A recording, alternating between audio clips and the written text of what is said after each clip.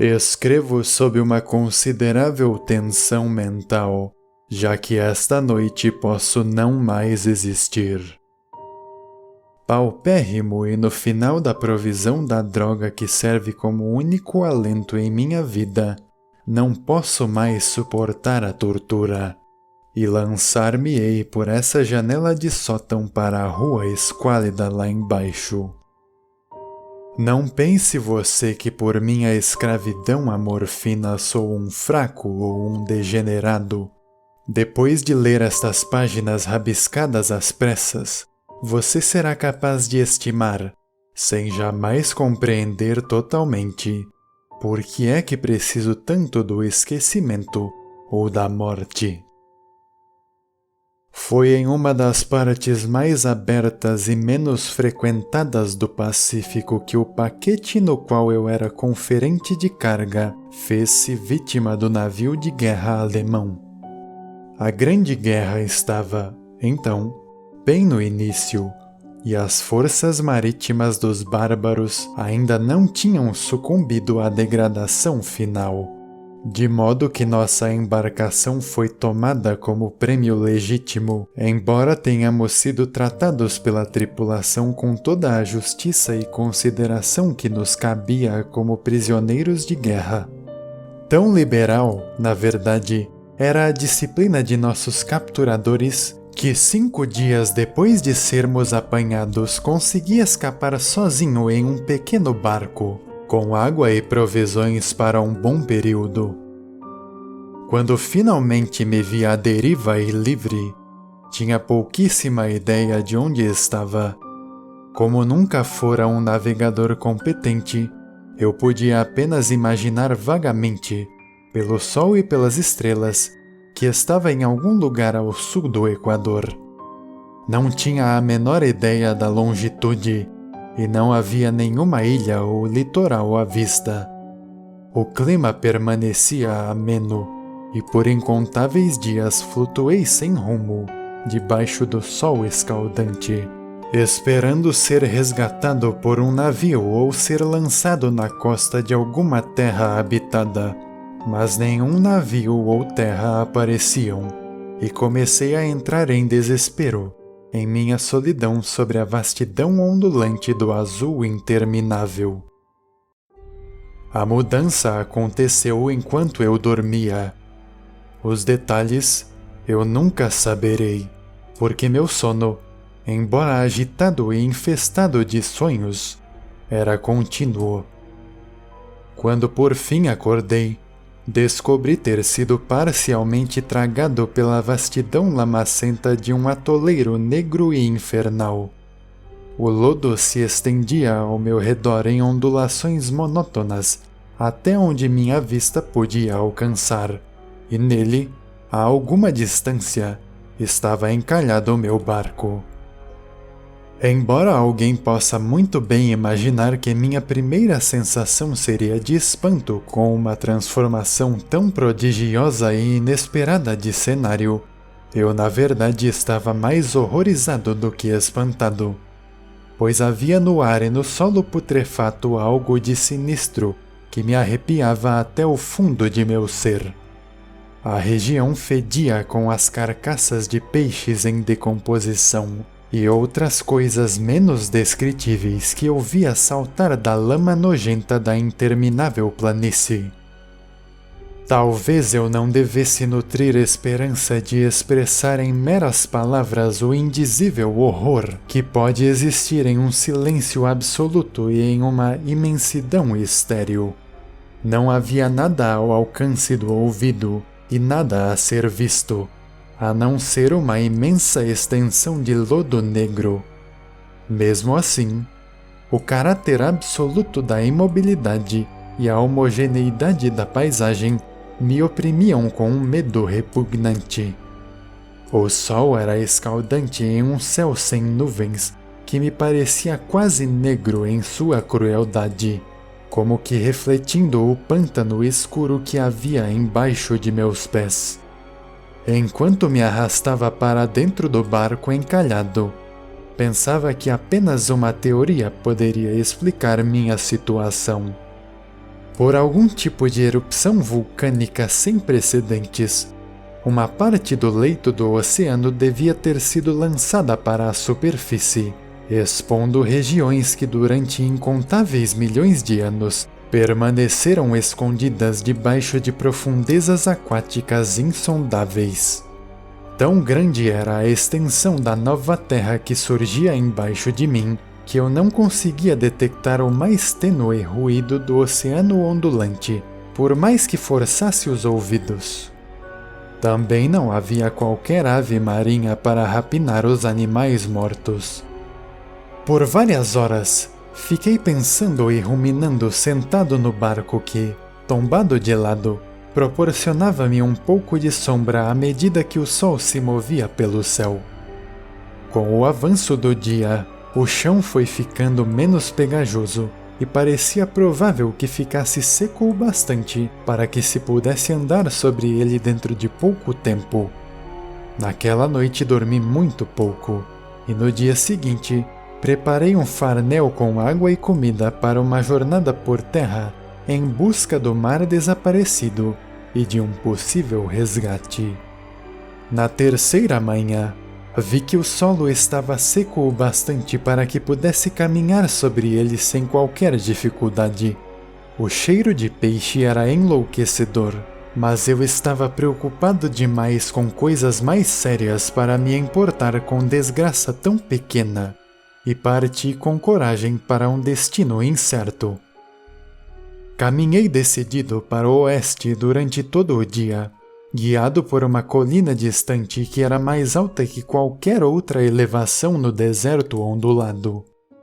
Acampei naquela noite, e no dia seguinte, continuei minha jornada em direção à colina, embora essa não parecesse estar mais perto do que quando a tinha avistado pela primeira vez. Na quarta noite cheguei ao sopé da colina, que se mostrou muito mais alta do que parecia à distância. Um vale interposto encarregava-se de separar seu relevo escarpado da superfície em geral. Exausto demais para subir, dormi à sombra da colina. Não sei por que meus sonhos foram tão agitados naquela noite, mas antes que a lua no quarto minguante se erguesse alta no lado leste da planície, acordei suando frio e decidido a não dormir mais. Não conseguiria suportar outra vez visões como aquelas que experimentei nos sonhos, e sob o brilho do luar, vi o quanto fui insensato em viajar durante o dia. Sem o calor intenso do sol escaldante, minha jornada ter-me-ia custado menos energia. De fato, eu agora me sentia capaz de levar a cabo a escalada que me havia desencorajado no crepúsculo. Peguei o farnel e parti para o cume da elevação. Eu havia dito que a monotonia ininterrupta da planície ondulada era uma fonte de horror indefinido para mim. Mas creio que meu horror foi maior quando alcancei o cume do monte e olhei para baixo, do outro lado, para um imenso vale ou cânion cujos recessos negros a lua ainda não se havia erguido o suficiente para iluminar. Senti-me na beirada do mundo, olhando, por sobre a borda, para um caos impenetrável de escuridão eterna. Em meio ao meu terror, perpassaram curiosas reminiscências do paraíso perdido de Milton e da tenebrosa ascensão de Satã pelos amorfos reinos das trevas. À medida que a lua se erguia no céu, comecei a notar que as encostas do vale não eram tão perpendiculares quanto eu imaginara. As saliências e protuberâncias das rochas forneciam bons apoios para uma descida, e além do mais, uns 30 metros abaixo, o declive tornava-se bastante ameno. Impelido por um impulso que não consigo analisar com clareza, desci com dificuldade pelas rochas até chegar à parte menos íngreme, e então olhei para as profundezas infernais onde nenhuma luz havia penetrado ainda. De repente minha atenção foi atraída por um objeto enorme e singular na encosta do outro lado. erguendo-se íngreme a cerca de 100 metros à minha frente. O objeto reluzia com um brilho esbranquiçado sob os novos raios que a lua que se elevava concedia. De início imaginei que fosse apenas uma rocha gigantesca, mas de alguma forma tive a clara impressão de que o contorno e a posição do objeto não eram simplesmente uma obra da natureza. Um exame mais atento encheu-me de sensações que não consigo expressar, pois apesar do tamanho e da posição em um abismo que se abrira no fundo do mar desde a juventude do mundo, percebi sem nenhuma dúvida que o estranho objeto era um monólito bem moldado cujo volume maciço havia sido trabalhado e, talvez, adorado por criaturas vivas e pensantes. Atordoado e assustado, mas com a empolgação dos cientistas ou dos arqueólogos, examinei os arredores com mais atenção.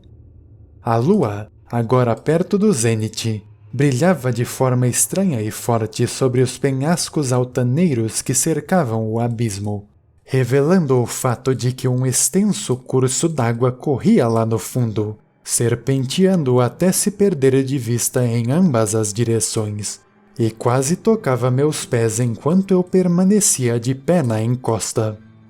Do outro lado do precipício, as ondulações da água lavavam a base do monólito colossal, em cuja superfície eu agora podia identificar inscrições e esculturas inacabadas. A escrita fora feita em um sistema de hieroglifos que eu não conhecia e era diferente de tudo que eu já vira em livros. Na maior parte, consistia de símbolos aquáticos convencionados, como peixes, enguias, polvos, crustáceos, moluscos, baleias e coisas do gênero. Diversos símbolos representavam coisas marinhas desconhecidas do mundo moderno, mas cujas formas em decomposição eu havia observado na planície surgida do oceano. Foram os entalhes pictóricos, no entanto, o que mais me deixou fascinado. Bem visível sobre a água interposta graças ao tamanho gigantesco, havia uma coleção de baixos relevos cuja temática teria provocado a inveja de Doré. Imagino que aquelas coisas tinham o objetivo de representar pessoas, ou, pelo menos, um certo tipo de pessoas, embora as criaturas fossem mostradas divertindo-se como peixes nas águas de alguma gruta marinha ou homenageando a algum santuário monolítico que também parecia estar sob as ondas. De seus rostos e formas não ouso falar com detalhes, pois a simples lembrança me deixa aturdido. As criaturas, de um grotesco além da imaginação de um Poe ou de um Bulwer, eram infernalmente humanas nos contornos em geral, apesar das mãos e pés com membranas natatórias, dos lábios chocantemente largos e flácidos, dos olhos vidrados e salientes, e outras características ainda menos agradáveis de recordar. Curiosamente, as figuras pareciam ter sido entalhadas em desproporção com relação ao cenário de fundo, pois uma das criaturas aparecia matando uma baleia que estava representada com um tamanho só um pouco maior que o dela. Como já disse, notei bem a monstruosidade e o estranho tamanho, mas no mesmo instante decidi que eram apenas os deuses imaginários de alguma tribo primitiva de pescadores ou de navegantes. Alguma tribo cujo último descendente tinha perecido muitas eras antes do primeiro ancestral do homem de Piltdown ou do homem de Neandertal ter nascido. Impressionado diante daquele inesperado vislumbre de um passado além do que o mais ousado antropólogo poderia conceber, fiquei ali contemplando em silêncio enquanto a lua lançava reflexos estranhos no canal silencioso diante de mim. Então, de repente, eu vi. Com uma leve agitação para indicar sua subida à superfície, a coisa deslizou para fora das águas escuras, enorme e repulsiva como um polífemo. Disparou como um monstro assombroso surgido de um pesadelo em direção ao monólito, ao redor do qual atirou os gigantescos braços escamosos enquanto inclinava a cabeça medonha e dava vazão a alguns sons cadenciados. Acho que foi então que enlouqueci. Pouco me recordo de minha subida frenética da encosta e do penhasco, de minha delirante viagem de volta ao barco encalhado. Creio que cantei bastante e que gargalhei de uma forma muito peculiar quando não conseguia mais cantar. Tenho vagas recordações de uma grande tempestade algum tempo depois de ter chegado ao barco. De qualquer forma, sei que ouvi o ribombar de trovões e outros sons que a natureza exterioriza somente em seus humores mais terríveis. Quando saí da escuridão, estava em um hospital de São Francisco, para onde tinha sido levado pelo capitão de um navio americano que recolhera meu barco no meio do oceano. Em meu delírio falei muito, mas descobri que não deram muita atenção às minhas palavras. Meus salvadores não sabiam nada a respeito de alguma terra que houvesse aflorado no Pacífico, e nem eu julguei necessário insistir em algo em que sabia que eles não poderiam acreditar. Certa vez procurei um famoso etnólogo e o diverti com perguntas estranhas acerca da antiga lenda filistina de Dagon, o deus peixe, mas percebendo logo que ele era extremamente tradicionalista, não insisti nas perguntas. É durante a noite, especialmente quando a lua está no quarto crescente, que eu vejo a coisa. Tentei a morfina, mas a droga deu-me apenas um alívio temporário e arrastou-me para suas garras como um escravo sem esperança. Por isso vou acabar com tudo isso, deixando escrito um relato completo para a informação ou a diversão e o deboche de meus semelhantes. Muitas vezes me pergunto se tudo isso não poderia ter sido pura ilusão, um simples surto febril enquanto eu jazia, castigado pelo sol e delirando, naquele barco descoberto depois de minha fuga do navio de guerra alemão. Isso eu me pergunto, mas sempre me vem uma visão terrivelmente real em resposta. Não consigo pensar no mar profundo sem estremecer com as coisas inomináveis que podem, neste exato momento, estar arrastando-se e debatendo-se em seu leito lamacento, adorando seus antigos ídolos de pedra e entalhando sua própria e detestável semelhança nos obeliscos submarinos de granito encharcado. Sonho com o dia em que elas poderão elevar-se acima dos vagalhões para arrastar para o fundo, com suas garras fétidas, os remanescentes dessa humanidade decrépita, devastada pela guerra. O dia em que a terra há de afundar e o escuro leito do oceano erguer-se em meio a um pandemônio universal. O fim está próximo. Ouço um ruído à porta, como se um imenso corpo escorregadio se movesse contra ela. Aquela mão, ela vai me encontrar, meu Deus! A janela! A janela!